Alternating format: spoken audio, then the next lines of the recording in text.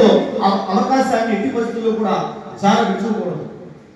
మనల్ని మనం డిస్టర్బ్ చేసుకోవడమే కాకుండా పక్క వాళ్ళని డిస్టర్బ్ చేయడం అనేది ఒక నేరంతో సమానం అని చెప్పేసి ఎవరైతే అల్లరిచిల్లరగా ఉంటారో, క్రమశిక్షణ లేకుండా ఉంటారో ఆ విషయాన్ని వాళ్ళు గుర్తించి తరువాత ఆ విధమైన నెగిటివ్ ప్రశ్నలు వెళ్ళకూడదని చెప్పేసి ఈ సందర్భంగా మిమ్మల్ని కొంతమంది నేను గమనించిన విధంగా చెప్తున్నా.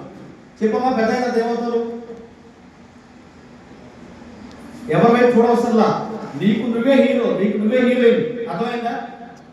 చెప్పమ్మా. ఏదమ్మా? Very good, very good. కూర్చోమ్మా, చెప్పండి. ఓకే, అయితే ఇక్కడ ఒక స్పష్టత ఉండాలి. ఎల్కేజీ నుంచి కూడా ఒక స్పష్టత ఉండాలి. నేను నా చదువును ముగించిన చదువు పిహెచ్డి దాకా చదవాలని నేను గోల్ పెట్టుకోవాలి. అదేవిధంగా నా చదువును ముగిసిన తర్వాత నేను ఒక స్థాయిలో ఉండాలి. అది ఇంజనీరా, డాక్టరా, ప్రొఫెసరా, ఎమ్మెల్యేనా, ముఖ్యమంత్రి, సో ఏదైనా కూడా మీరు ఎప్పుడైతే అది కనుక నిర్దేశించుకుంటారో ప్రతిరోజు దాని గురించి ఆలోచించడం ప్రారంభిస్తారు. అప్పుడు ఉత్తమమైన స్థానంలో ఉండడానికి అవకాశం ఉంటుంది.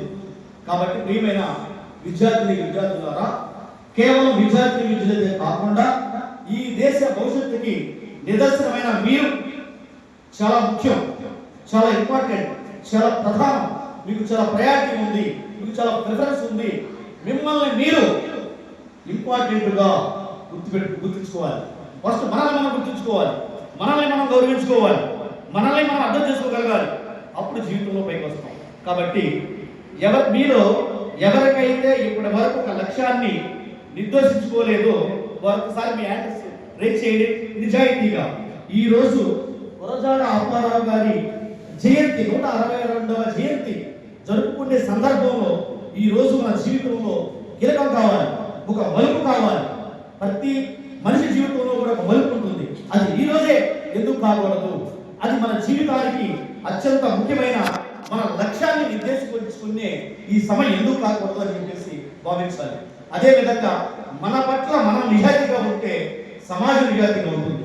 కాబట్టి ఖచ్చితంగా మీలో సగం మందికి పైగా ఒక లక్ష్యం లేని వాళ్ళు ఉన్నారని మీ యొక్క ఫేస్ రీడింగ్ ద్వారా చెప్పగలరు. కాబట్టి నిజాయితీగా ఎవరెవరికి లక్ష్యం లేదో, ఇప్పటివరకు నిర్దేశించుకోలేదో ఒకసారి చేయాలి. పైగా మొహం పడకుండా.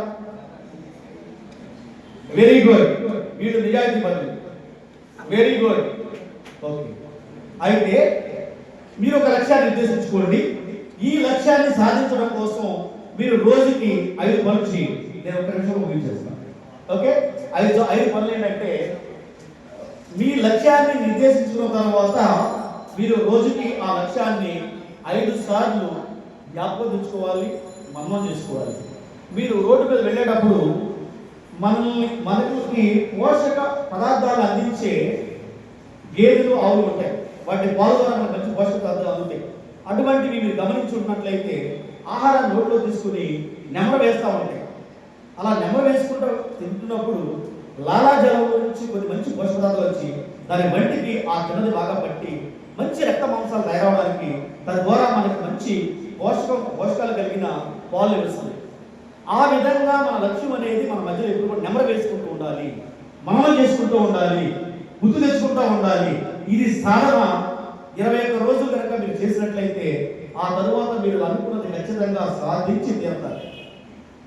ఖచ్చితంగా సాధించారు. అదేంటంటే, మార్నింగ్ మీరు బెడ్ మీద నుంచి లేవగానే మీరు కిందకి దిగకుండా కాళ్ళు జాగ్రత్తగా కిందలా పెట్టుకుని ఒకసారి కళ్ళు మూసుకుని మీరు ఏదైతే లక్ష్యాన్ని నిర్దేశించుకున్నారో దాన్ని 5 సార్లు. ఫర్ ఎగ్జాంపుల్, నేను ముఖ్యమంత్రి కావాలి అని ఒకటి ఉందనుకోండి. అవ్వాలి, ముఖ్యమంత్రి అవ్వాలి, మన ఎమ్మెల్యే గారి లాగా మీరు ఎమ్మెల్యే అవ్వాలి, ఒక మంత్రి కాగలగాలి. ఓకే, విద్యాశాఖ మంత్రి గారు ఉన్నారు మనకి. ఏ మంత్రి గారు? HRD, human resource development, Nara Lokesh Babu గారు. ఫర్ ఎగ్జాంపుల్, మీలో ఎవరో మంత్రి కావాలనుకుంటారు. వారు లేచి మనసు మీద అలా కూర్చొని ఒక 5 సార్లు మనం చేసుకోండి, నేను మంత్రి అవ్వాలి, లేదా నేను ఇంజనీర్ అవ్వాలి, నేను డాక్టర్ అవ్వాలి. సో అదే తర్వాత మీరు టిఫిన్ చేసి బయలుదేరుకుని వస్తారు కదా. టిఫిన్ చేసేటప్పుడు ఇడ్లీ తిన్నారు. ఫర్ ఎగ్జాంపుల్, ఇడ్లీ ముక్క తీసుకుని నోట్లో పెట్టుకునేటప్పుడు మరలా మీ లక్ష్యం మీకు గుర్తు రావాలి. ఈ భారతదేశంలో యువతకి సరైన లక్ష్యం లేదు కాబట్టి అభివృద్ధిలో మనం వెనకబడి ఉన్నాము అనేది చాలా ముఖ్యమైనది. కాబట్టి దీన్ని నొక్కి ఒక్క నుంచి నేను చెప్తున్నా ఈరోజు.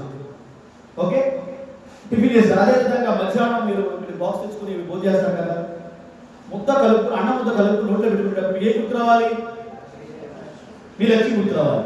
మళ్ళా ఇంటికి వెళ్ళి భోజనం చేస్తారు కదా నైట్, మళ్ళా సేమ్ ప్రాసెస్. తర్వాత నిద్రపోతారు కదా, మీరు బెడ్ మీద నిద్రపోవడానికి వెళ్ళినప్పుడు కళ్ళు మూసుకునేటప్పుడు వెంటనే ఈ లక్ష్యం గుర్తు రావాలి.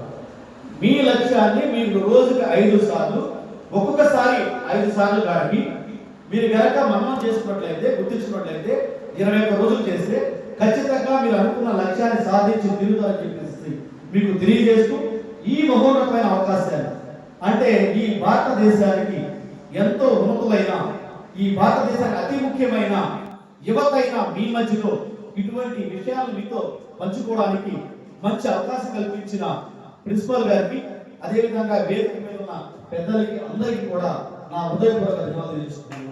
Thank you very much. జై భీమ్, జై భారత్. జై భీమ్, జై భారత్. Thank you.